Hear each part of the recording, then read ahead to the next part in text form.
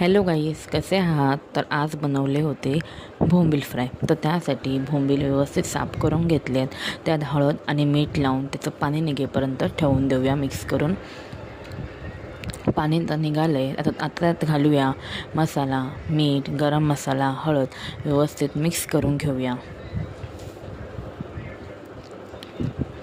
तर भोमलांना फ्राय करण्यासाठी मी इथे तांदळाचं पीठ आणि त्यामध्ये रवा मिक्स केला होता. तर एक एक भोमलाला ते व्यवस्थित लावून घेऊया. तर अशा प्रकारे इथे मी सगळ्या भोमलांना तांदूळ आणि रव्याचं मिक्स लावून घेतलं आहे. तर फ्राय करण्यासाठी तवा गरम करायला ठेवूया. तवा तापल्यावर त्यात तेल घालूया आणि एक एक करून असे सगळे भोंबील घालून घेऊया. तर अशा प्रकारे दोन्ही साईडने भोंबील अलटून पलटून करून भाजून घेऊया. तर इथे तयार आहेत आपले भोंबील फ्राय. रेसिपी आवडल्यास लाईक, शेअर, सबस्क्राईब करा. रेसिपी आवडली तर कमेंटमध्ये कळवा. Thank you for watching.